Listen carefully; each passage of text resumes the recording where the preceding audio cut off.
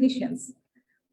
However, the predictability of implant success is mainly based on meticulous treatment planning and proper execution.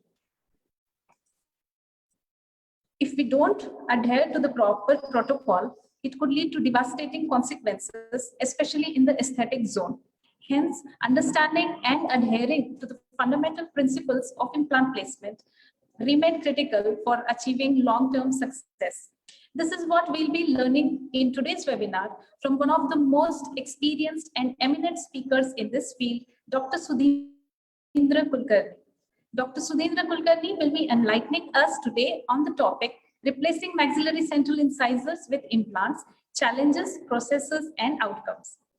Sir is a fellow and diplomate of International Congress of Oral Implantologists. He is also a fellow of Indian Society of Oral Implantologists. Currently, he is a professor and head of Department of Implantology in SDF College of Dental Sciences, Dharwad. He has his private practice at ORIS Dental, Center for Dental Implants and Oral Rehabilitation at Hooghly. Sir has completed both his BDS and MDS in periodontics from SDF College of Dental Sciences, Dharwad.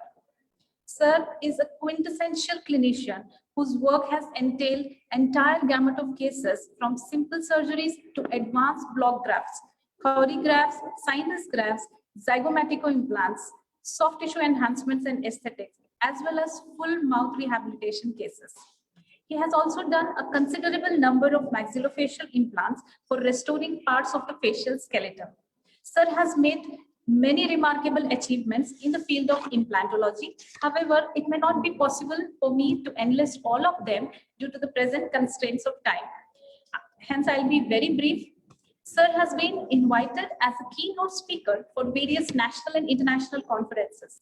He has made 2 international presentations as a guest speaker at Florida in 2013 and Washington, USA in 2014. He has conducted more than 100 lectures and hands-on courses. He recently conducted 6 webinars during the year 2020 and 21 related to implantology and bone grafts. He has 19 international and 6 national scientific research publications to his credit. He has been twice the recipient of Best Paper Awards at national and international platforms. Sir, it's a great honor and privilege to have you amongst us today, and I once again cordially welcome you to today's webinar. Before we commence the session, I request all the participants that in case if you have any queries during the lecture, kindly type your questions into the chat box so that we can answer them at the end of the session. I now request our esteemed speaker to kindly take over the presentation.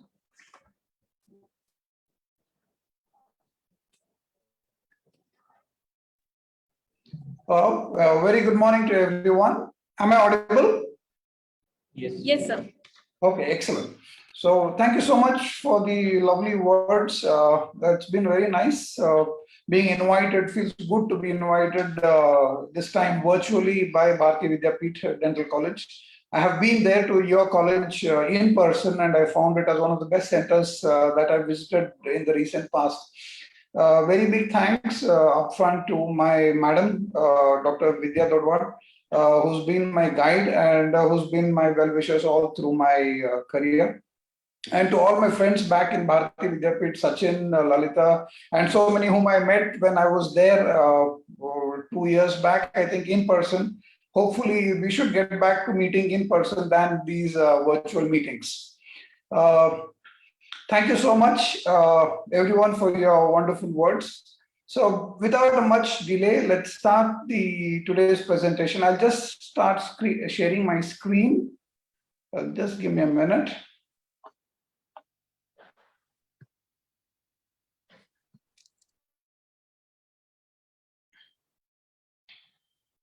Just put it on play. 1 second.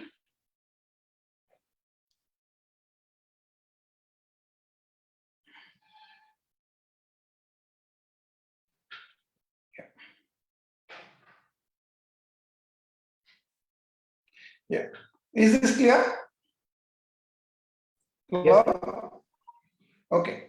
Yeah. So we start with this wonderful photo. I think we all have come across this all through our last year or so, where we find this man being shown in the picture without the maxillary central incisor. That's precisely the point here, that the maxillary central incisor is probably the most important tooth in the oral cavity that we all will have to look at when we start looking at replacement of teeth. One sec, there is some small.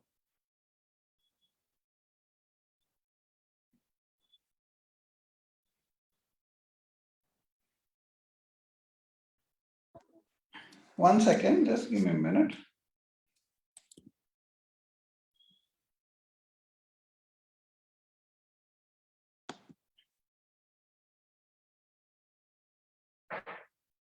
Yeah. Can we have this speaker visuality window there? I can see something else there. So can we have someone adjust that?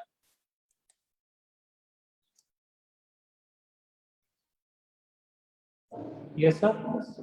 Yeah, this college photos, I am not able to see my window there. I would rather have a look at that. One sec. This thumbnail or the right corner, left or right corner on the screen.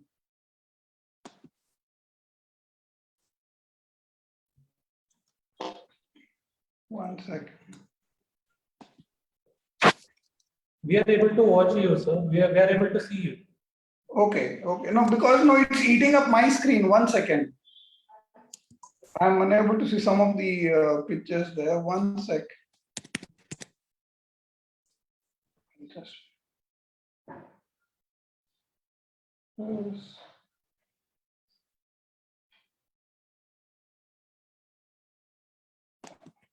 Come on.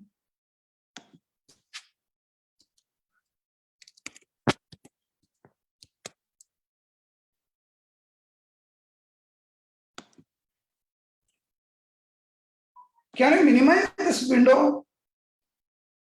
Yeah. Yeah. So, Sachin. Yes.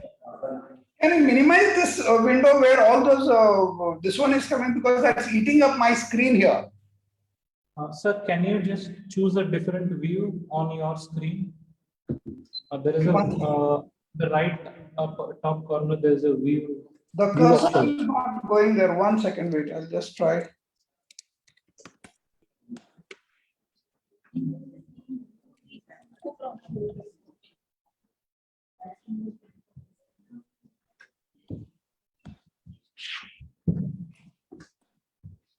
Yeah, I think. Sir, all the participants are able to see what is the main screen in your photo. No, what's happening is this window is eating my screen. That's why. Yeah. Now I think it should be fine. I think. Yeah. Fine. Okay, sir. 1 second. Yeah. Yes, sir. Yeah. Now I think we're good. Yes? Yes, sir. Yeah, excellent. So, now we start looking at the maxillary central incisor. The reason why I chose this topic is because probably the most toughest of clinical situations that I come across while dealing with patients is the replacement of the maxillary central incisors. And the reason for that being that this is in the most important aesthetic zone, the zone where even with probably 15, 18 years of experience of my own, I can still find it difficult every time I have to replace a central incisor. So let's try and see what are the problems that we encounter with this central incisor. So that's a glimpse of where I work. One is my college, the other one is my center in Hubli. Just a small disclaimer before we start the entire presentation. I'm a KOL for a company, so you will see some of these products in these slides. We also run a small academy at our center where we teach students who want to learn implantology in basic programs, and then probably we also do some advanced programs there. So the agenda for today's meeting is this. Let's understand why the maxillary central incisor is so important. We look at the amount of incisor display that happens when someone smiles, why our attention goes to the central incisor. Then we will look at the bone position in the central incisor area. We are looking at replacing a missing tooth. So the most important thing when we want to put an implant is the bone. Okay, apart from the prosthetic outcome. So let's look at the bone position in the central incisor area and how that determines where we place our implants and how we manage that bone. Then we look at the various implant placement guidelines, and then we will see some clinical cases as we go through the process. This is a picture probably you have seen in your dental anatomy textbook, Wheelers. Okay, that's what shows us this picture of the maxillary central incisor. Okay, you will see that this is the most prominent tooth in the oral cavity when it comes to aesthetics. The reason this is because it's present across the midline. And every time, probably the minute you started joining, the minute you entered the dental college and you realize that you're going to become a dentist, the first thing that you start seeing is fault in people's teeth and their smiles. You start looking at them as your potential patients whom you want to treat when you finish your dentist.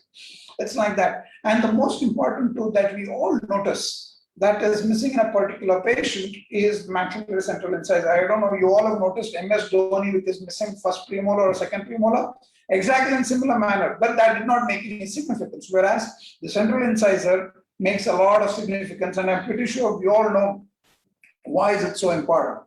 However, the more important the tooth becomes, the more tougher it gets to replace in case this tooth goes missing. Every time I replace a maxillary central incisor, I want to have outcomes like this, what we see here. Okay, the tooth that I replace, no one should be able to make out that I have replaced those teeth, including myself, probably 5 years down the line. Okay, if I see the same patient 5 years down the line, I should not be able to make out which are the teeth that I replaced unless and until I see a radiograph. You will see here the two maxillary central incisors are implant treated restorations. Here again, the two maxillary central incisors are replaced. Here it is, two maxillary central incisors again replaced. This is one that is being replaced. Here it is 2-1 that's replaced.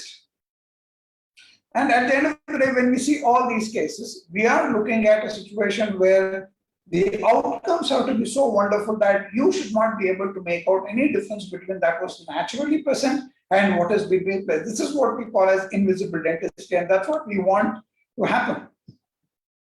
And how we achieve these outcomes is a process. Okay, there's a challenge and then there's a process. So let's start seeing your challenges. What are challenges when we start looking at the maxillary central incisor? There are local factors and systemic factors. The local factors primarily include your smile window, the amount of teeth visibility, the amount of gingival visibility. Hello? Amount of gingival visibility, edentulous area span, okay, the bone availability as well as clinical inventory. Apart from that, we have systemic factors which include the laboratory support, very, very important, patient's expectations, your clinical skills as a surgeon and a prosthodontist, the amount of time your patient has, and also obviously the finances. When you look at these 4 pictures on the screen here, we all come to know what is the amount of visibility a patient has. The left upper photo, where hardly just the incisor mid-third of the tooth is visible, these are probably the least risk patients to treat.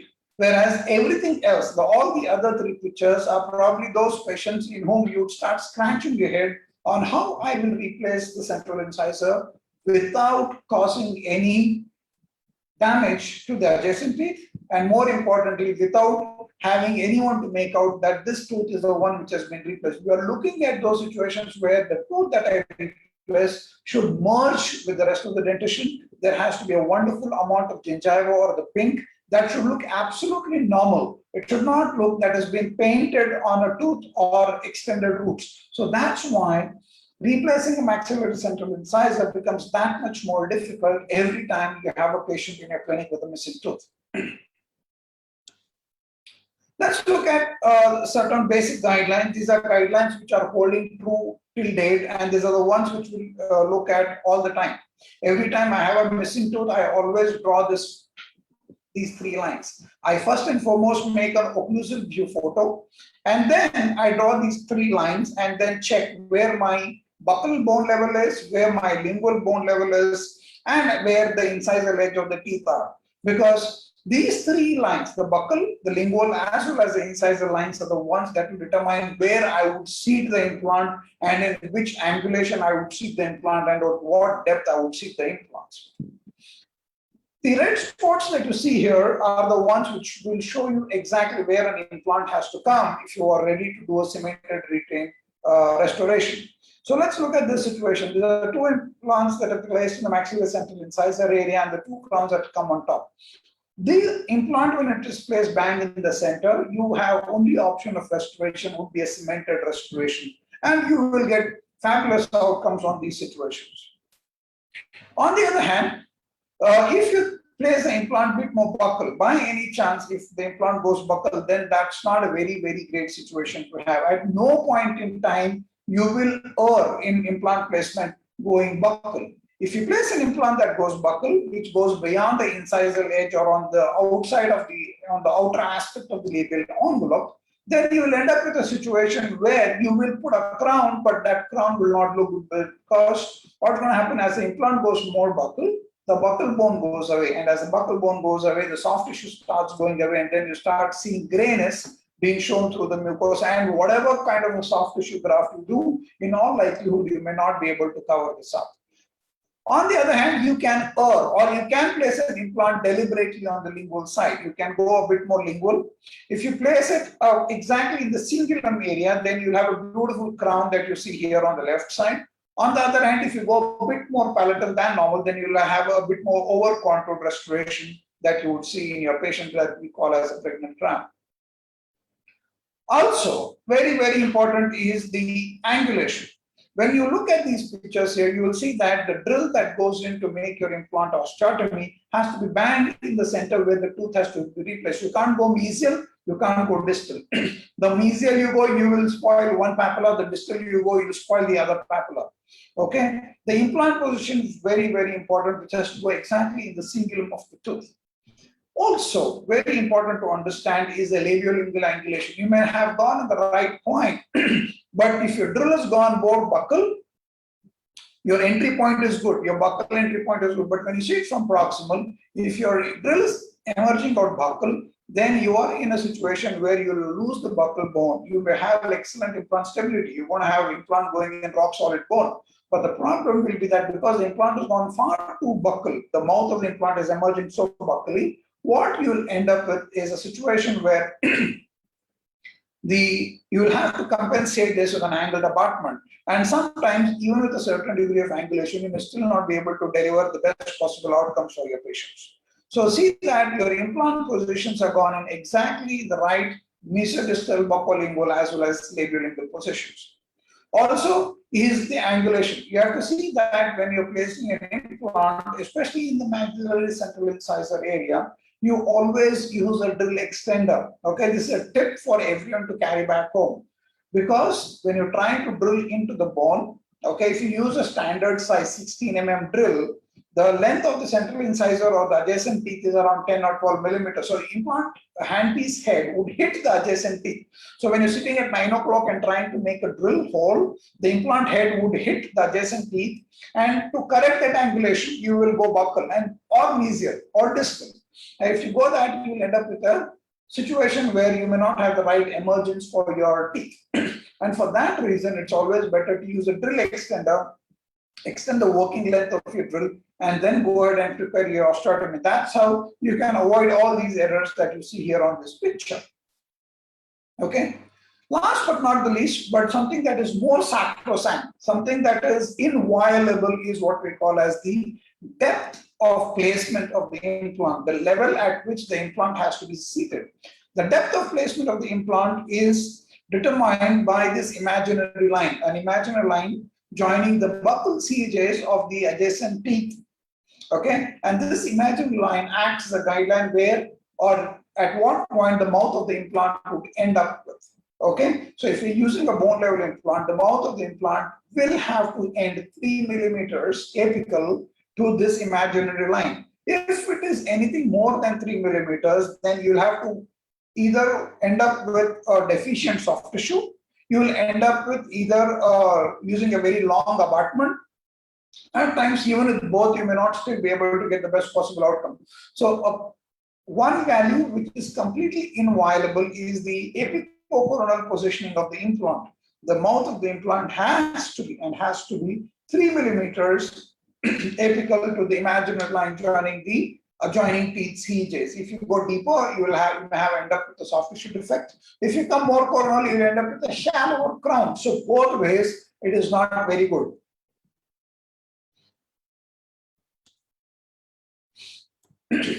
Yeah, that's what is important. Also, as you get this implant at 3 millimeter height, you will also see to it that the interproximal contact points are lesser than 5 millimeters, and that's why you'll always get the inter-implant papillae or interdental papillae if it is next on adjacently.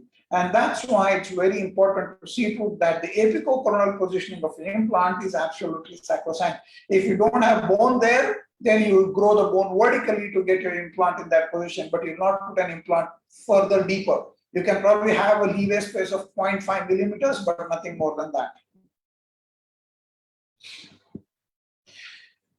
Next is something which I am following off late a lot is the surgical part of placing an implant. Okay, surgically placing an implant is happening in the bone. You place an implant into the bone, and because I'm placing an implant in the bone, okay, I need to know where the bone is. And the most important part of knowing where the bone is this wonderful article that was published by Howard Beekman et al. From South Africa and his group, where they actually classified the amount of bone available in a cross section in the maxilla.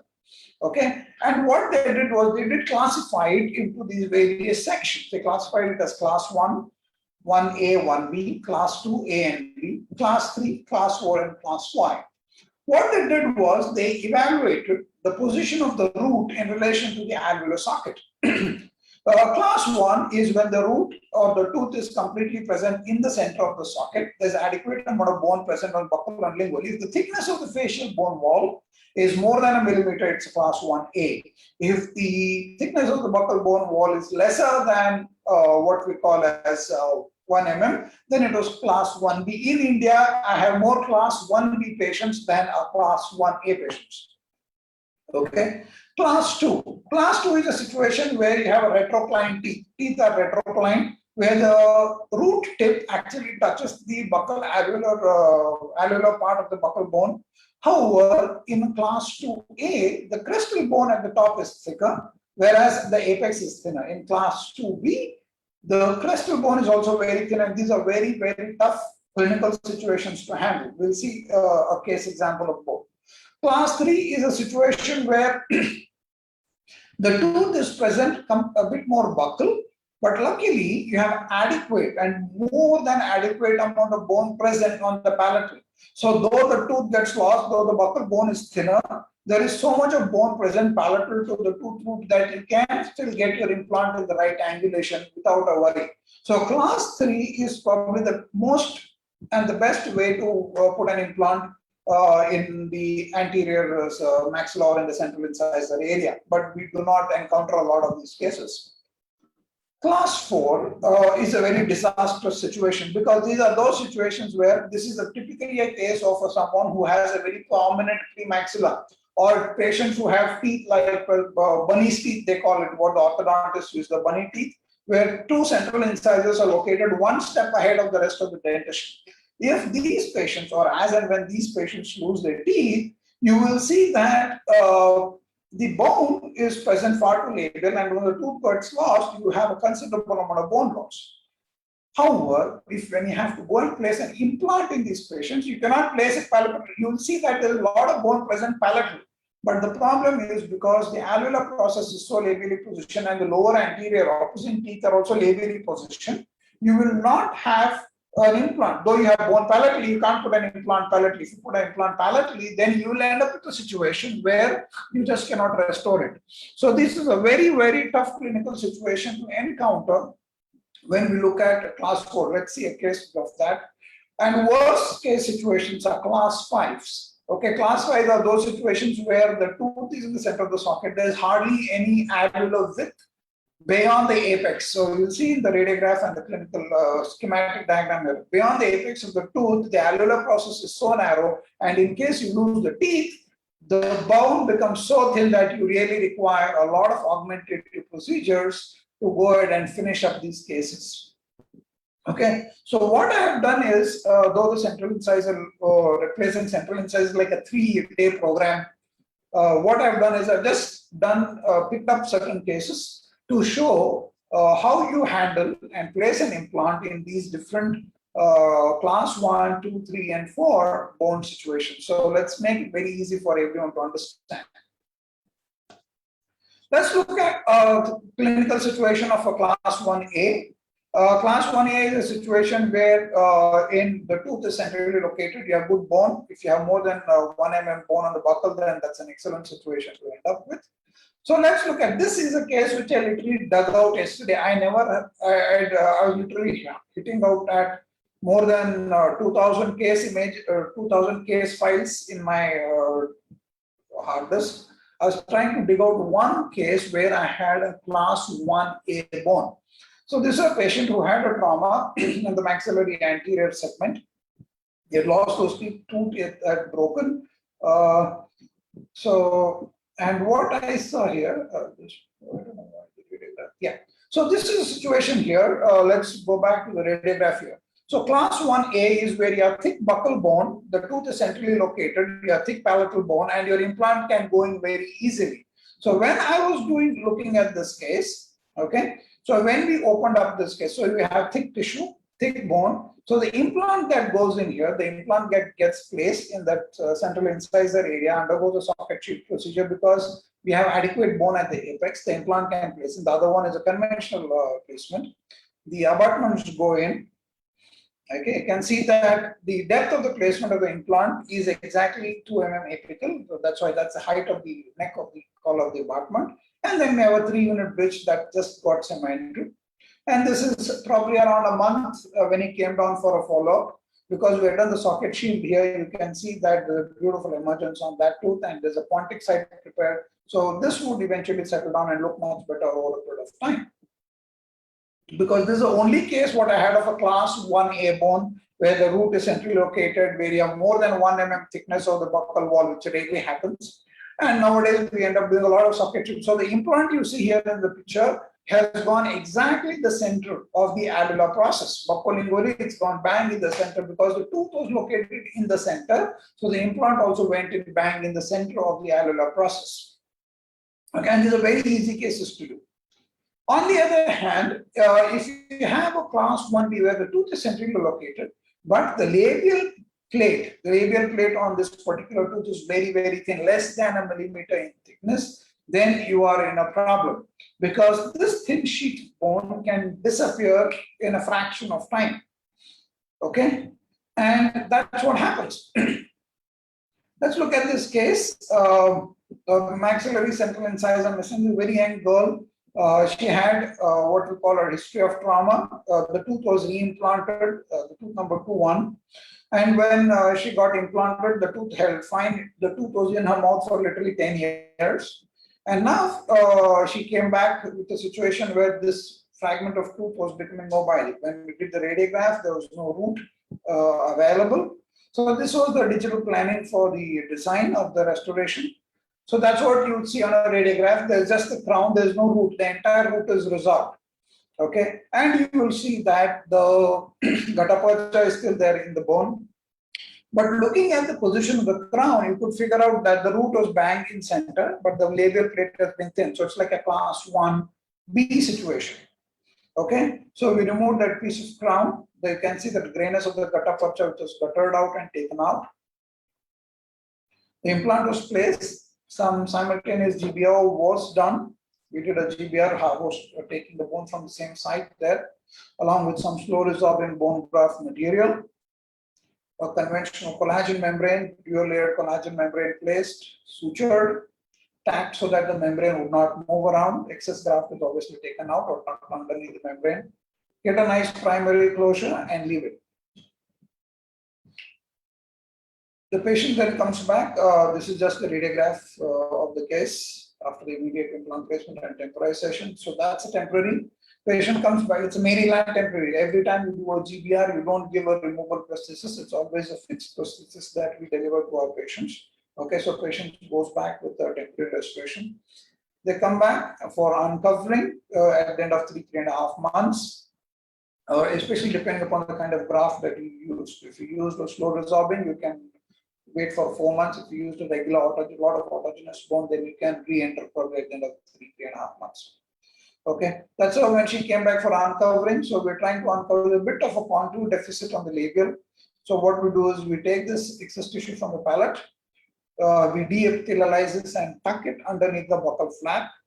There, so you have developed the contour now using a bit of connective tissue, and then temporize. By the time you finish the temporization, then wait for the tissues to settle down. So 4 or 6 weeks after temporization, that's how it looks. You'll see that the tissue now on the implant site is very well matured. It's developed, it's stippling, the tissue contours look good.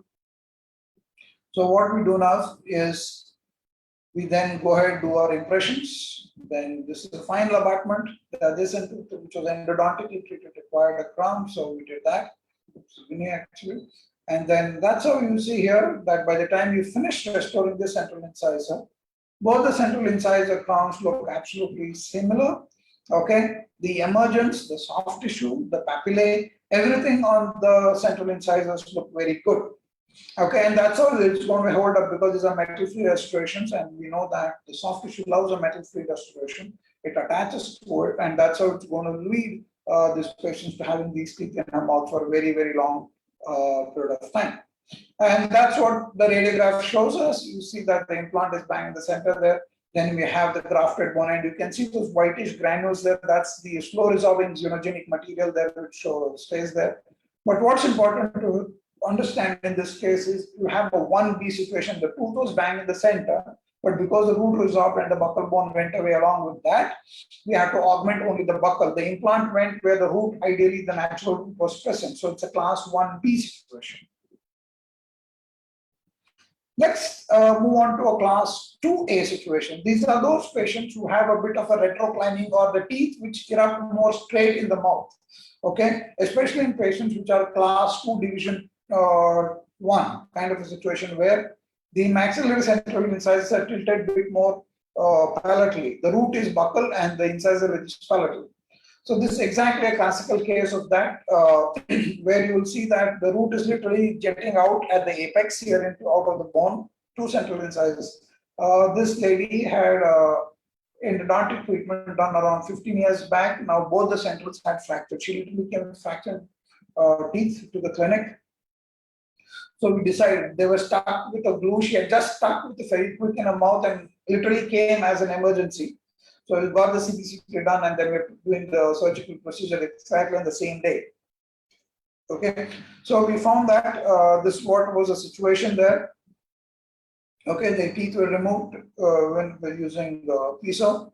Then we had the implants going in bang in the center. Now, when you look at the position of the implants, okay, you will see that the mouth of the implant, rather the abutments now here on the picture, are emerging at the incisor ledge. So this case was planned for what we call a cement-retained restoration. Now, because the root is present, the root is touching at the apex of the buccal sheet, you will place the implants going a bit more palatal. The implants go a bit more palatal so that your implant does not touch the labial sheet. So that's what happened. The implant got placed away from the buccal bone. Okay, and then because the stability was excellent, so we could temporize it immediately. So it was immediate temporization on the same day connected crowns. This is how she looked at when she came back at the end of 4 months. The teeth were kept labial, though her natural teeth were more lingual. We kept these labial so that it should be out of the what we call as the protrusive function. This is at 3 months. And then these are the final restorations going into the patient's mouth. Now you will see that the central incisors are a bit more retroclined as compared to the temporaries, because that's the ideal position what we have on this case. Now you'll see that the laterals are a bit labial as compared to the central incisors, and you will see the buccal contour that looks intact.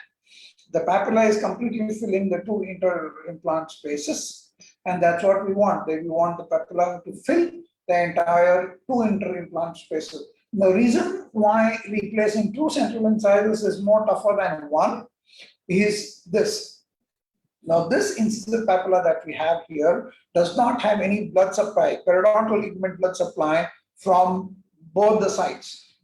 There's no mesial blood supply on both the implants. So that's why retaining this papilla is a very tough ask. And that's why it's important that when you place implants in the central incisor area, the inter-implant peak is more coronal than the buccal level of the implant. So let's see this on the radiograph. The inter-implant bone, you will see here, is more coronal to the mouth of the implant. The mouth of the implant is a step deeper than the inter-implant bone, and that's this bone here at the top is the one which is going to support the papilla and hold it in place. And that's how it looks on the CBCT. Now, what we've done, though the root was more straighter, the implants went a bit more angled. That's why we use an angled abutment to correct the angulation. And that's why you will see that though the natural tooth was a class 2A, we converted it to a class 1A. The implant went bang the center of the angular process and corrected the angulation using the 15-degree angulated abutment.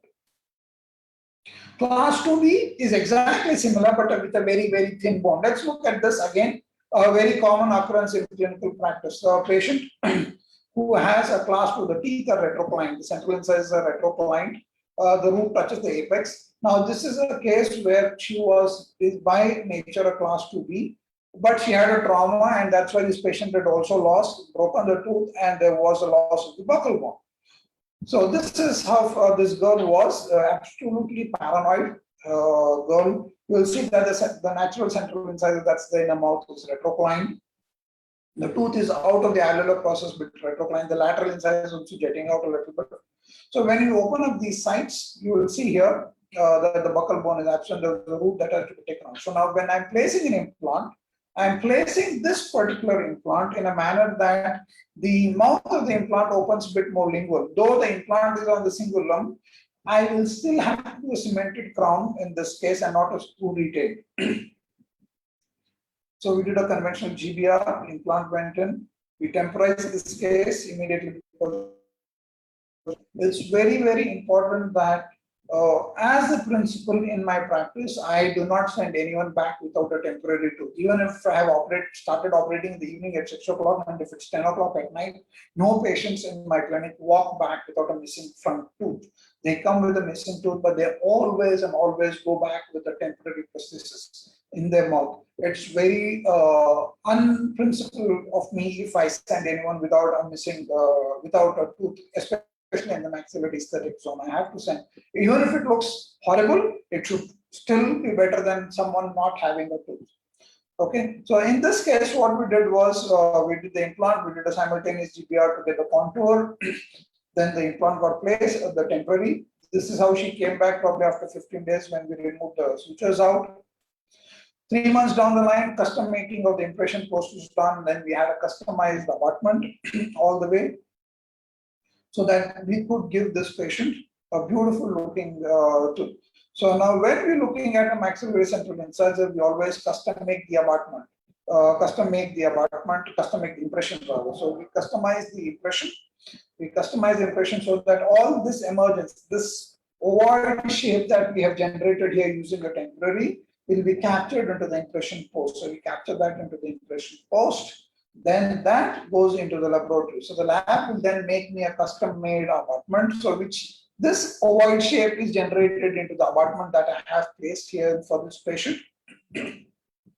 Exactly the same the way it was in the temporary.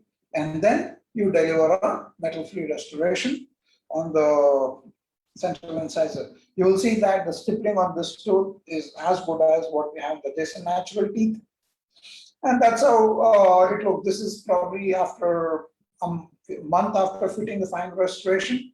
I expect the tissues to creep down a little bit more. And that's how this girl looks. If we want to deliver a more natural smile, the idea is to understand that sometimes if you go by a book, it would say that I should take the lateral incisor inside. I could have done so many more things. But sometimes the aesthetic is very personal driven. Now, this girl exactly wanted the lateral incisor the way the adjacent lateral was. So that's why we kept the broken lateral incisor exactly the same way, the way the contralateral lateral incisor was. This central incisor, she had it was a bit more smaller, which she was accustomed to. So we just kept it a tad bit smaller than this side center. So You want to deliver aesthetics. Aesthetics is natural. If I made all of them uniform, then that would look more cosmetic. So which something which we don't want to do for our patients. And that's how it looked. That's the radiographic journey of this case. That's on the placement. That's at the cementation. And that's probably a month and a half after cementation. So things look good on this case. Let's look at a situation. This is a situation which most of us at some point of time in our careers have encountered, something that we have seen happening to a lot of us and a lot of our colleagues, especially if you're sold to a concept of what you call a socket grafting. Okay, this was a patient with a maxillary central incisor, broken, required replacement. So when we made a CT/CT of this case and removed this root piece out, you can see that the buccal thickness of the entire alveolar is very thin. Okay, the root was very narrow in this patient. Okay, the tooth crown looks so big and wide, but the root was very, very narrow. So what was done was we didn't want to have loss of the buccal volume. So the socket was grafted and closed. This is how it looked immediately after socket grafting. We had around 5.5 millimeters of buccal thickness, and it was around 14 millimeters. The entire socket was grafted. When the patient came back at around 4 months for an implant placement, that's what we noticed. We noticed some of the graft had formed into bone, but we had lost a considerable amount of the ridge volume. It was a class 1A situation where the tooth was pretty well located in the bone. Now, due to the loss of the buccal volume, okay, so what happened when you planned, you will see here that there is already a contour deficit. The reason the socket grafting concept came up was to avoid deficit and contour and shape and deficit of bone. But I have seen now over a period of time that it defeats the very purpose. So socket grafting, in my opinion, is absolutely a strict no-no. I don't do it for any case for that matter. I don't recommend it. Just waste of biomaterial and costing to the patient than anything else. Okay, so this is what happened, and you will see that the graft material is still not completely integrated into the site. You can see the graft material hovering around there. Okay, it's not something very great to have. And when you have a situation like this, very narrow ridge, when you try to enter the area, the bone just gives way, and that's what happened.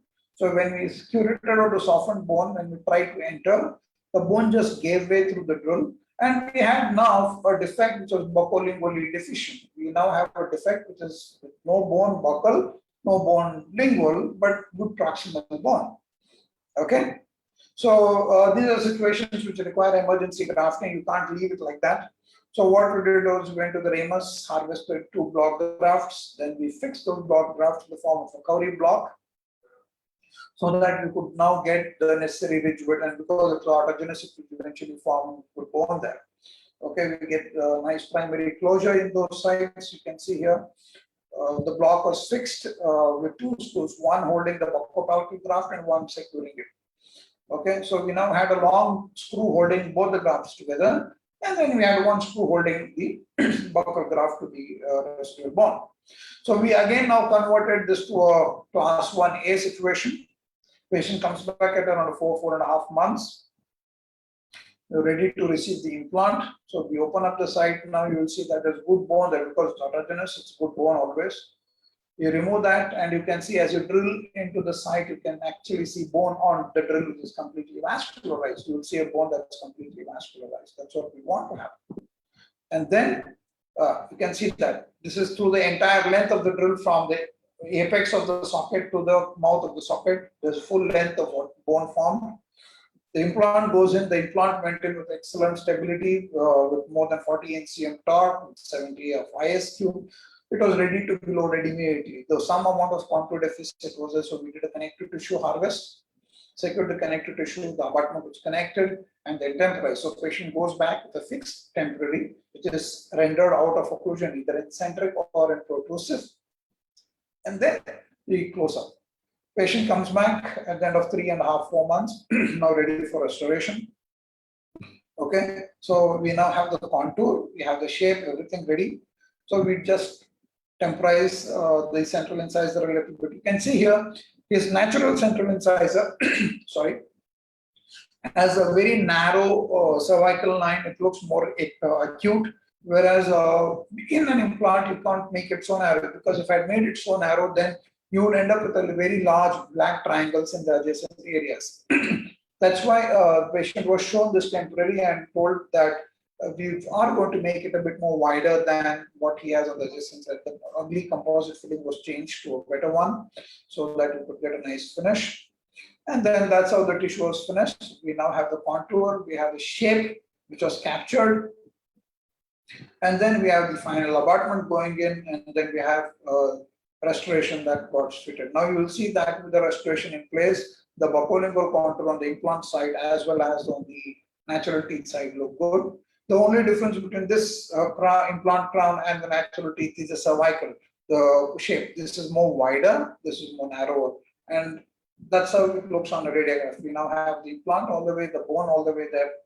Everything looks nice and neat. And what's important is when he came back after around 15 days or so, you'll see that the tissue is so beautifully matured that the tooth looks as if it's emerging from the socket, from the soft tissue, and that's how it looks. The tissue shrunk down, it looks much better enough. And I'm pretty sure over a period of time, this distal papilla also will fill up, and I think we can just keep it there. Because to make this tooth better, I'll have to probably do a composite filling on that side. Next, we move on to probably the easiest of all clinical situations when it comes to bone, and that's what I call as the class 3. Class 3 is a situation where patients have naturally proclined teeth. The teeth are so badly proclined that there is adequate amount of bone available palatally. And when you have to place an implant in these cases, you don't place it labially, you place it vertical. So that's why you have adequate amount of bone to engage the implant. So let's look at this case. This was a young doctor. She had an accident, had broken 4 of her teeth. You will see here on the CBCT that the root is here and there's huge amount of bone present palatal to the root, and that's where we want our implants to go in. So that's how the clinical situation was. Teeth were positioned, they were broken down. And you will see here now in this picture, we did some socket shield, conventional immediates, root resections, etc., root retention. Now, what you will see here that the implants are far palatal. Implants are placed far palatal to the natural tooth root, because the natural teeth are more labial. This one angulated. Now here what I have, the implants are gone more palatal. And why they have gone palatal is that's where I want the emergence of the teeth to be. If I place the implant along the line of the root, then the teeth of the implant restoration should jet out. Here I don't want them to be jetting out, and that's why the implants have gone more palatal. You place the implants more palatal. Okay, and that's how you get a straighter emergence. So that's what we did. Socket grafted, the entire gap was grafted. Now you can make out here in this picture that the mouth of the implants is in line with the cingulum of the adjacent teeth. That's what we want. The patient got temporized, and that's how you will see here on the CBCT that the implant is more palatal. You have considerable amount of bone present on the buccal, and the implant is completely palatal. That's how she came back at the end of 4 months. The temporary had settled down. Custom making the impression post. That's the emergence that has been generated. And then these are the final abutments, and then we have the metal-free restorations going on those final abutments, which are cemented onto those. That's how it looks probably a week or 10 days after cementation. This is nearly at 2 years post-restoration. You'll see that the soft tissue, the hard tissue, everything around these implants look very natural. The emergence looks good, the papilla looks nice, and that's what we want. We want consistent outcomes. Those outcomes what we generate on the day we cement the restoration. The outcome that has been achieved on the day we have restored should last, and it should last really long. And that's what is longevity, and that's what we call as optimizing the outcomes for our patients. So that's how it looks. 2 year post-op CBCT, you'll see that now the implant is there, and you have 3 millimeters of buccal bone to the implant, and this is possible only in a class 3 situation, class 3 bone situation, where the root is positioned buccal, the tooth is labially positioned, the root is apical, and that's when you will see that when you place the implant, which is more palatal and more straighter, you'll have more bone present on the buccal of the implant, and this 3 millimeters of bone is what is going to guard this implant for the life of this individual. This is a nightmarish situation, a class 4. Class 4 is a situation where patients have very prominent maxilla. Okay, and when they lose the teeth, it's a disaster. You have bone which is present palatally, but this bone does not allow or facilitate implant placement. If you think that you can place the implant palatally and get away with it, no, that's not going to happen. Let's look at this case. This was a case where trauma had undergone multiple endodontic interventions. You can see a lot of those plugs there in the bone. Okay, that's what ACBCT showed us. Okay, what it showed that the tooth was present completely buccal. It was literally out of the arch kind of a situation. Okay, and the infection had obviously eaten up all the bone. Infection, the surgical intervention had eaten up all the bone there. Okay, and that's what this case was. Prominent maxilla now rendered no prominence because of the loss of bone. You will see that because of surgical intervention, there was a huge soft tissue and hard tissue scar that was present there. And the reason why I can't put the implant palatally, I can't take the implant more palatally, is for the reason that the lower, if I take the implants more palatally, that would emerge singular to the lateral incisor. And then that would see that I won't be able to put a crown on that. You can see here now, when you look at the bite of this patient, if you place the implant where this bone was or the way the ridge is, you just cannot restore it. Okay, the implants have become more labial. That's how these natural teeth were. Okay, so that's how it looked pre-op CBCT. We opened up the site and we augmented it with a mix of autogenous bone particulate as well as xenogenic. Now you will see here in the midline there's so much of bone, and that's where the implants have to go in the central incisor area. Okay, so a huge mix of autogenous bone particulate and then xenogenic material, PRF, then a titanium mesh. The titanium mesh has been placed so that because you're regenerating buccal, I do not want the pressure from the buccal mucosa or the buccal tissue to cause resorption of the graft. That's why the mesh to hold it in position. So the mesh holds up, you get a nice primary closure and send the patient. This is at the end of 10 days post-op when the patient came for suture removal. You will see that. And you will now see that I have regenerated the same class 4 situation where the root or the implant will now be placed buccal to the adjacent natural teeth. That's how the natural tooth position was. You'll see now the entire grafted area is actually buccal, one step ahead of the rest of the teeth. That's a temporary what was done to the patient. And that's how he went. So when he came back at the end of around 6 or 8 months, I think, for implant placement, because we're using a lot of xenogenic material, we wanted to wait for long. So when we waited for long, we opened up the site, we removed the mesh. We now have adequate amount of bone. We still have some graft to the flap, which is already cleaned out. Okay, the bone is still soft. Though we had used a lot of autogenous bone, we still had a considerable number of xenogenic material. That's what made the bone softer. Okay, and that's why when we are drilling and placing the implant, what happened was the bone graft cracked. Okay, and so that's what happens. Because you're grafting out of the envelope of the maxilla, it's out of the envelope of the maxilla, the blood supply to that area is lesser, and because the blood supply is lesser, conversion of the graft and the integration of the graft into native bone becomes lesser.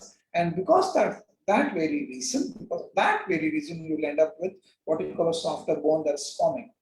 Implant got placed, we didn't have good stability, so we just submerged it. Patient comes back later, we do a conventional uncovering, temporization, impressions, and then final abutments. Okay, and these are the final metal free crowns. Now you will see that these two crowns are exactly cemented crowns. They're exactly two individual crowns fitted on those abutments. Okay, and they are more straighter but positioned one step ahead. The cervical aspect is ahead, where the incisor is inside. Okay, and that's how the patient's natural teeth work. So basically, what we call those cases where the prominence of the premaxilla is present. So that's what you will end up with the beautiful outcome on these two centers. I don't think you could have got a better outcome on these cases. And that's how you will see in a post-op. You will see here now the implant is one step ahead of the alveolar bone. That's a class 4 situation. That's how this patient looks like. Class 5. This is a disaster of a situation where you just don't have any. The minute the tooth is out, the entire alveolar process is just to shrink down and get lost. Okay, so this is of a patient, 2 central incisors endodontically treated, badly broken down now. Okay, so I'll just show you the radiograph first. Yeah, you can see here now the tooth is straight position. The buccolingual volume of the socket is very, very lean. And that's when I say these are those situations where socket shield procedure is a gift because you do not want to touch the very, very thin buccal bone. You have very thin buccal bone, and because you don't want to touch the thin buccal bone, you do a socket shield. So you're miles away from the bone. So you can take the implants a bit more palatable. Okay, so that's what was done here in this case. 2 central incisors, 2 socket shields. Okay, and without touching the buccal bone at all. You will see here now when we have the implant in place without touching the buccal bone, the implants are there. This is the shield. That's the implant that's gone straight up. Okay, and that's what we have now. Okay, and then 2 vertically restored, very nice restored central incisors. This is on the day they cemented.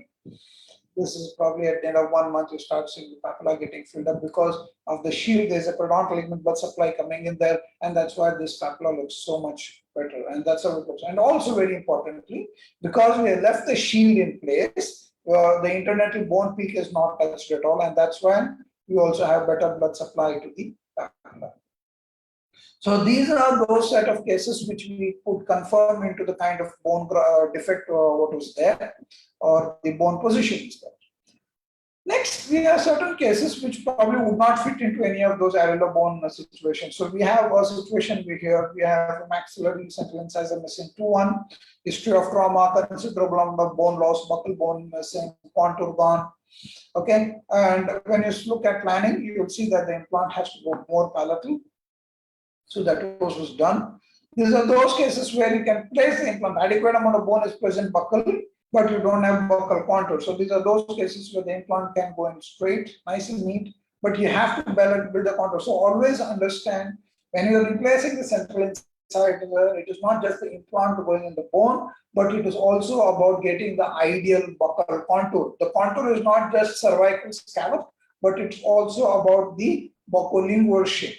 Okay, now you will see here that this implant is positioned exactly in line with the cingulum, the adjacent teeth. The buccal contour, there are no threads exposed or anything, but the contour is extremely efficient, and that's why this graft to build up the contour. Okay, when you do a hard tissue, then you do a VIP CT to cover up to get the bulk.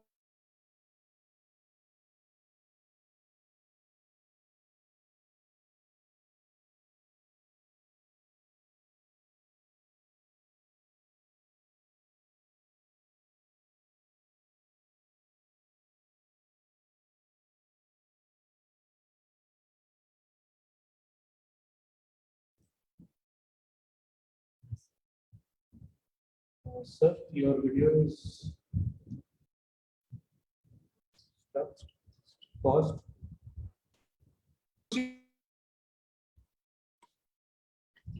That we have excellent contour. Just understand that every time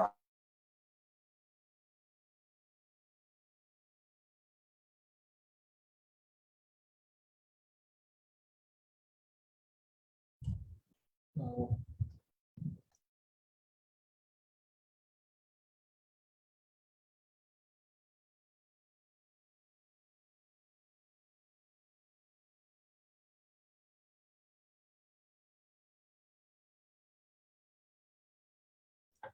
Sir, can you unmute your?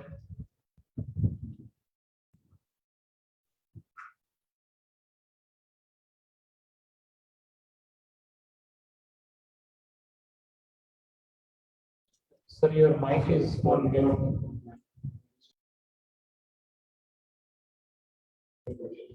And your screen sharing is not working, sir.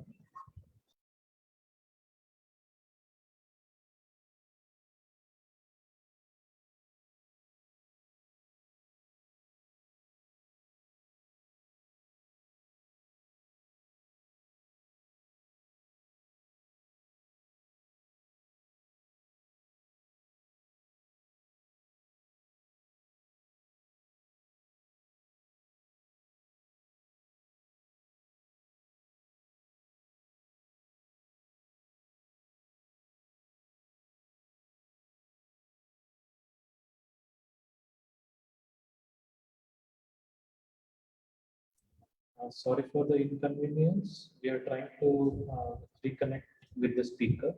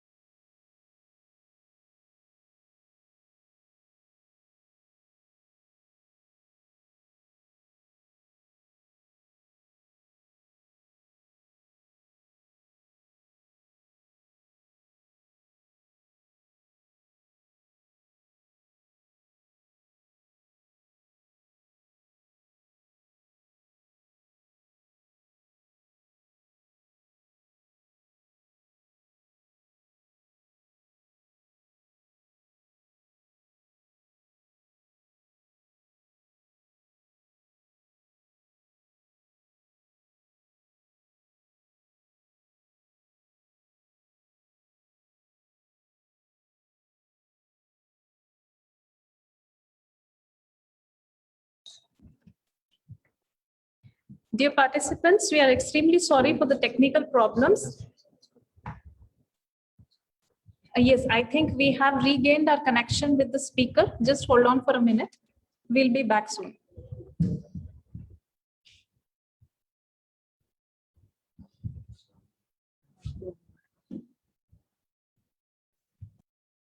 Hello. Lost communication with you for some time now. When you should have told me at what point? So we have been continuously calling you. Oh shit. Oh, I'm so sorry because I put my phone on this one. 1 second. Sir, the last few slides were not visible. 1 second. I'll just get back to that then. Give me a minute.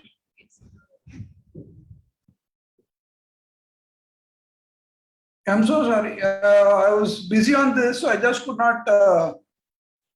1 second, I think. I'll just put it back.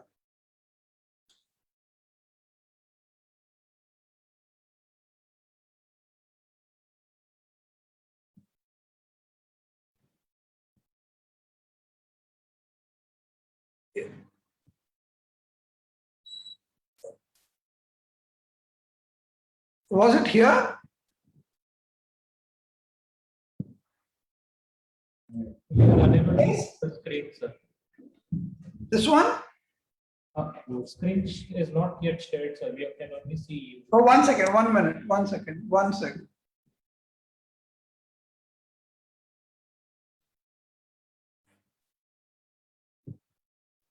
One sec. Yes, sir. 1 second. I'll just put this case was done. This Yes, one? sir, this was completed, sir. This was done. Yes, sir. Yes, sir. This one? Yeah, this was started, sir. Okay, I'll just redo this. Okay? Yes, sir. Okay, yeah. Now, yeah. So this is done, right? This is done? Yes, sir. Okay. So next is a group of these cases where which I would say would not conform to what I call as one of those bone patterns that we saw earlier. Okay, this is a case something like that. Because see, understand the publication article on the bone patterns was had come from South Africa. So some of the bone patterns we would not encounter here. This is a case with a considerable contour deficit of a maxillary central incisor area. Okay, so as we are looking at the planning and then the implant placement, here when we placed the implant, we had adequate bone on the palate. The implant went in well, so there's no thread exposure whatsoever.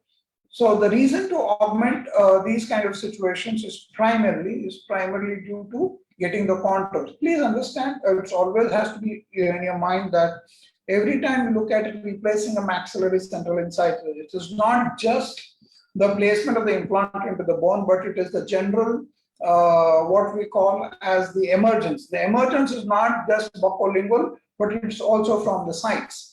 Okay, so when you look at the emergence of the tooth should look as it's emerging from the soft tissue, not something that is just stuck in there. Okay, and for that very reason, okay, you need to have ideal contour. So here the implant went in, and to build the contour, we augmented. We augmented with the hard tissue, and then a soft tissue contour to overbulk it because there is a shrinkage that is anticipated. So we use a VIPCT graft, vascularized interpositional connective tissue graft. Okay, so we use this graft to cover up this. So we have this going above on the buccal, get a nice primary closure there. There's no raw area left on the collar because there's a connective tissue. Okay, now you see here that at the end of 1 month, you have a considerable amount of contour. We have more contour on the implant side than on the natural teeth, but that will shrink down. That's going to shrink down a little bit. Here you'll see that the implant is in full bone. There is the graft that is up there. This is at the end of 3 months when the patient comes back. The amount of contour has shrunk, the healing abutment was placed. Then obviously a temporization. So this is a point where now the temporization has been completed. Okay, and what you see here is that this central incisor, which is temporary right now, looks exactly similar to the adjacent central incisor, not in appearance, but in the height, width, and everything else. And by the time we finish restoring of this case, it will look exactly as good or even better than what the patient had. So what's important here to take away is the emergence. You'll see that the buccal tissue, buccal shape, and the way the tooth comes out of the soft tissue, the emergence is very, very natural. Next is, this is what I call as a very tough clinical situation. A class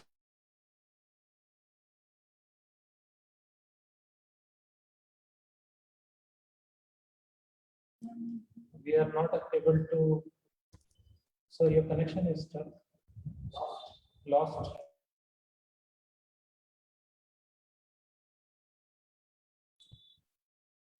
Your connection is lost, sir.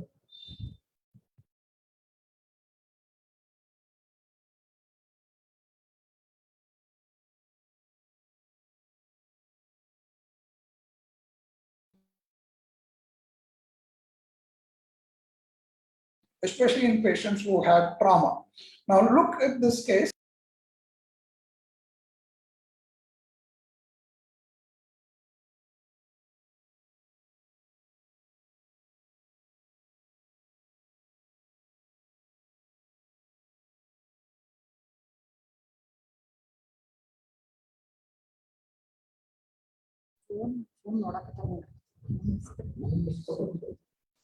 Sir, phone ಹಚ್ಚಿರಿ.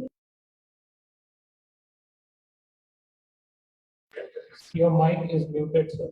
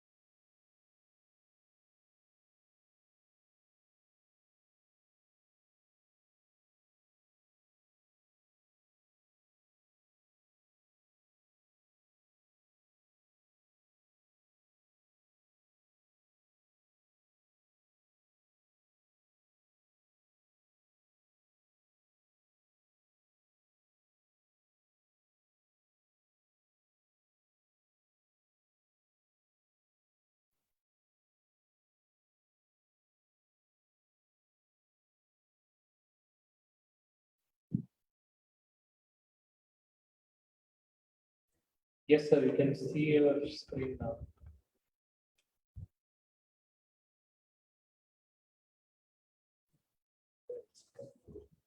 But can't hear you.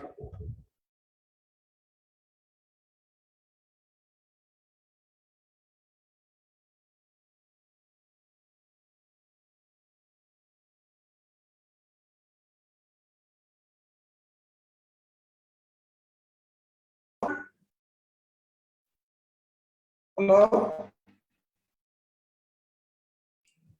Yes, sir. Hello.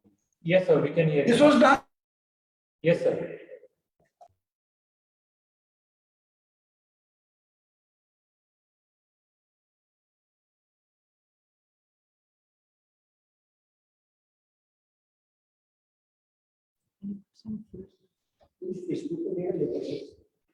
Had we done this slide? Yes, sir. Okay, let's, this is the last case. Okay, we'll just conclude with this. So this is a case where we have what we call a very bad situation here, class 4, naturally a class 4 situation, whereas the patient had lost the teeth due to trauma. Now, the entire tooth here is positioned buccally, but due to the trauma, the entire buccal bone had a huge amount of tissue loss that has taken place. You will see here in this picture that there is a considerable amount of buccolingual loss. Okay, and there's also a deep bite. It's typical of very class 4 bone situations. Okay, you can see the bone is there, but it is so palatal that you put an implant, you can't put a tooth there. And that's why you have to regenerate the entire buccal bone complex.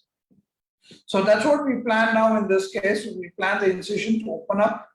And as we open up this site to release the flap, you do a more periosteal scoring, lift the whole thing down, go to the ramus, harvest a huge amount of chunk of bone there, and then thin it down.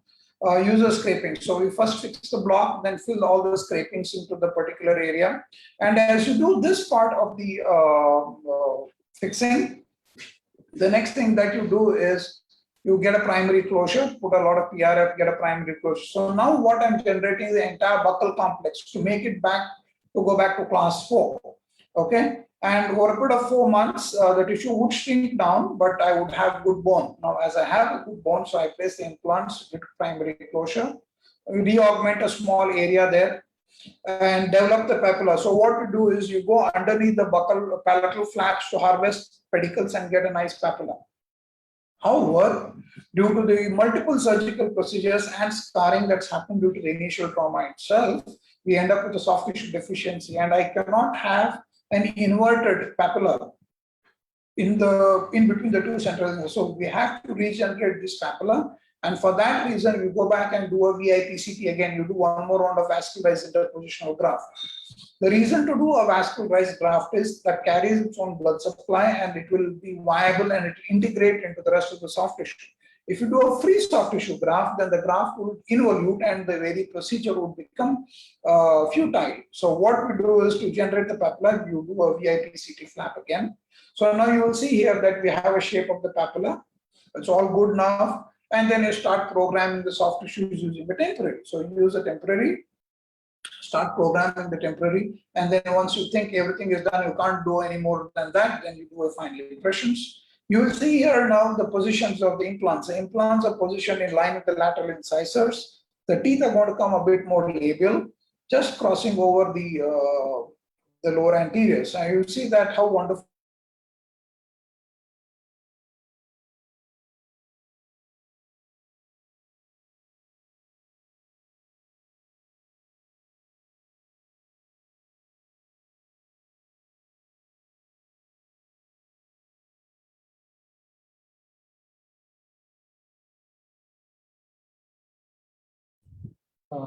Again, the screen is stuck, sir.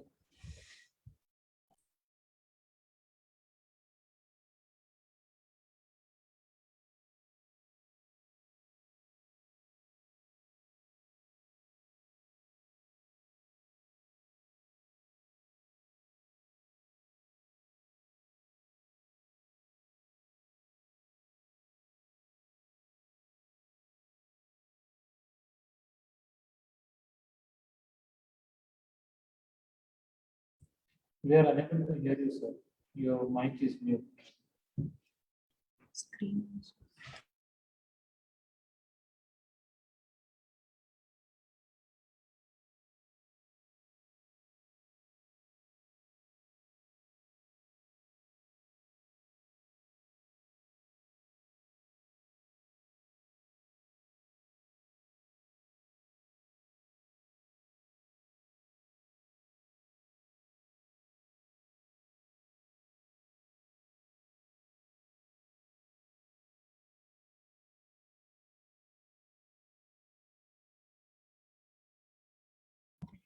We are unable to hear you, sir.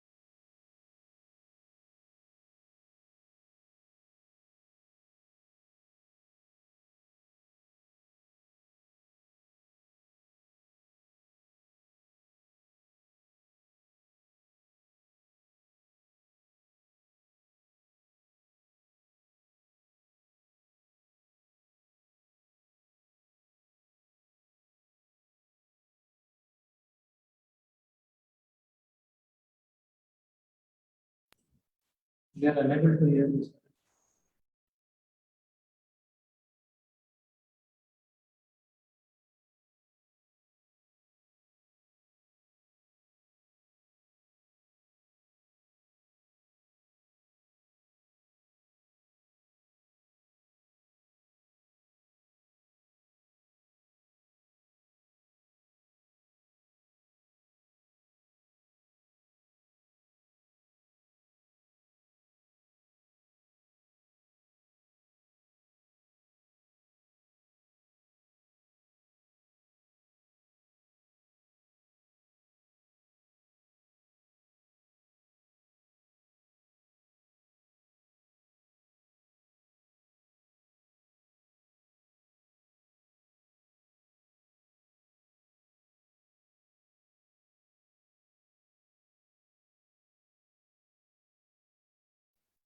Hello? Yes, sir. Yeah. Had we done this? This was there? Yes, yes. Yeah. So just finish up. So that's how this case ended up. Just finishing up this case here. So you see that by the time you finish and restore up the case, you have beautiful emergence, and that's what is important to have. Okay, last but not the least, let's look at certain takeaways from the presentation. Number one, the central incisor determines the aesthetic. So every time you're looking at the maxillary central incisor, it's aesthetics that's paramount. So whether you're doing a temporary restoration or the final, it should be aesthetic. Number two, the implant has to follow the prosthetic requirement. Though the bone, we classified the bone as 1, 2, 3, and 4, and 5, it's important to understand that the implant has to go into the bone, but it should be prosthetically important. Okay, so you follow the prosthetic guidelines with those 3 lines, and also as well as the epicoronal and mesodistal angulation. Appropriate temporizations will have to be done, and you carry the emergence that you develop in the temporary to your final restoration, and that's very, very, very important. Okay, otherwise the lab will deliver you round crowns and round emergence and not trapezoidals. Okay, most importantly, though it's a cost-bearing factor, but restorative material of choice is a metal-free restoration. I have stopped doing non-metal free restorations for the anterior because of the grayness that can get show through, and also the kind of emergence and the healthy tissue that you see around metal free restorations is outstanding, and we want to do that. Though that's the reason why when you do your practice, you do a build up, you see to it that you build additional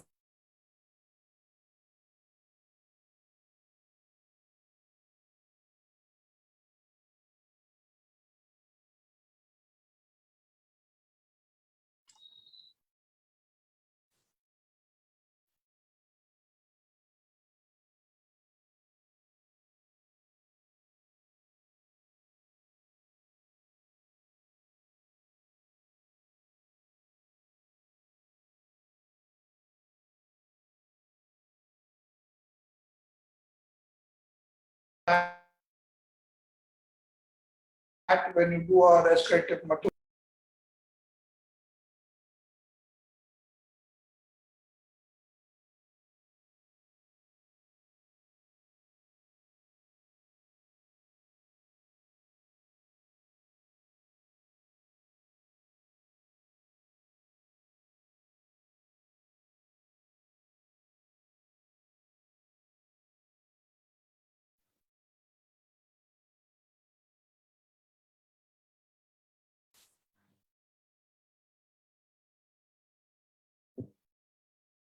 So every central incisor that you replace should look like this, something like as if you not replaced it at all. It should look natural, exactly what the patient himself or herself actually had in the beginning.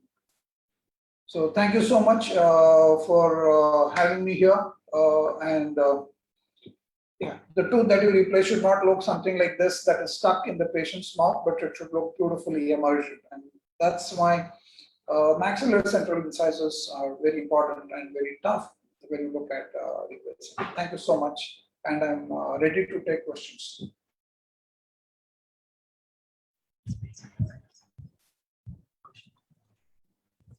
Thank you very much, sir, for the So I'm information. done. Thank you. Yes. The wonderful display of your cases has indeed provided us with a lot of useful insights on this topic. And I hope all the participants have been benefited by this learning experience. I now request Dr. Mamta Kamath to kindly proceed with the question answer session. Thank you, Dr. Lalita. Coming on to the question answer session, we have a question. Sir, can we place immediate implants using flapless techniques? And if yes, how to achieve primary closure? Immediate implants in? Using flapless techniques. No, I did not get. Can you repeat the question?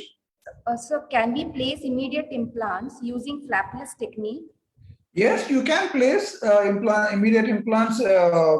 See, every immediate implant is actually a flapless implant only because you're removing the tooth and placing it directly there into the socket. You don't have to raise a flap at all. You should ideally not raise a flap if you're doing an immediate implant because then you will damage the buccal bone. Okay, so immediate implants are always flapless. Okay, sir. Thank you, sir. And there is one more question. What care must be taken while placing immediate implants in teeth with periapical lesions?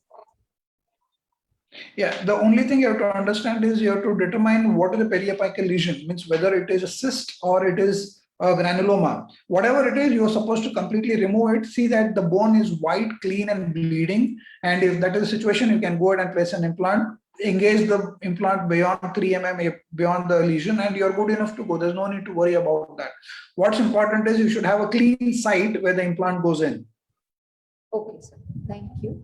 And the next question is, what is your suggestion on placing implants in diabetics, smokers and aggressive periodontitis? Yeah, they all have their own riders. See, smokers, anything less than 10 cigarettes a day, I think is good enough. You can still go ahead and place implants. Ask them to stop for a few days, 2 days before and 2 days later. Diabetics is no concern at all if you stop doing implants in diabetics and you not place implant at all in your practice. Because every second one who's about 35, 40 now is turning out to be a diabetic. So diabetes is not a concern as long as the glycated hemoglobin levels are below 8. I think you're good enough to go. I've done implants even in someone who's 9, but I think it should be good enough. Diabetes, I would not look at any issues. What's the other one? Periodontitis. Aggressive periodontitis needs constant monitoring. You go ahead, do your implants, but you monitor it well, consistently monitoring it. That's more important. Okay. Keep on monitoring, keep a recall visit every 3 months and then keep on monitoring the bone levels. And I think it should be good enough. It should not be a problem. So one last question. For thin phenotype patient, should we take a 2-stage approach or 1-stage approach? Yeah, if you have a thin phenotype case, there are 2 ways to look at it. You can increase the phenotype using the connective tissue graft on the day of your implant placement. If you're not sure of doing that, then you can go ahead and do a 2-stage. But you have to understand that once the tooth is out of the socket is going to resorb more faster in a thin biotype patient than in a thick biotype patient. So if I have to err, I would rather do an immediate placement and do a grafting on the buccal in the same sitting than do a 2-stage, because then I know I'm already ending up in a deficient site. So I would rather attempt doing an immediate implant placement even in a thin biotype. I'll place the implant a bit more palatal without touching the buccal bone, and I'll graft that ditch, the gap between the implant and the buccal bone. And also if required, I'll do a connective tissue graft at the same time. So that's the best way to treat thin biotype cases, because you wait, you lose more bone. Then you'll have to end up doing a much larger degree of GBRs. And it will also increase your treatment time, because you do a GBR, then you wait longer. You do it immediate, you are finishing in 3.5 to 4 months. That is for question answer session. Thank you so much, sir, for your patience to clear the doubts from our participants. Yeah. On behalf of Bharati Vidyapeeth Dental College and Hospital, Sangli, we would like to present a certificate of appreciation to our esteemed speaker. Thank you. Thank you, sir. Thank And you. before we conclude, on behalf of scientific committee, I extend my sincere thanks to late Dr. Patangrao Kadam, sir, Founder Chancellor, Bharati Vidyapeeth Pune, Chancellor, Dr. Shivaji Rao Kadam, sir, Vice Chancellor, Dr. Manik Rao Salunke, sir, Pro Vice Chancellor and Secretary, Dr. Vishwajit Kadam, sir, Executive Director, Dr. Asmita Tai Kadam, and our Regional Director, Dr. H.M. Kadam sir, for providing an excellent infrastructure to host such scientific activities. I would like to thank our beloved Principal, Dr. Vidya Dodwad ma'am, for encouraging us to organize this webinar. We are indeed grateful to our esteemed speaker, Dr. Sudhindra Kulkarni sir, for accepting our invitation and sharing his expertise and clearing our concepts in the field of implantology. I extend my sincere thanks to the scientific committee headed by Dr. Lalita Nanjanar, supported by Dr. Sachin Manglekar sir, Dr. Shashank Vijapure, Dr. Amol Shrikande for the smooth conduct of this webinar. I thank all the faculty members, students and participants for their active participation, and I also thank the supporting staff for the technical help. Once again, thank you one and all. Have a great day. Thank you. Thank you, sir.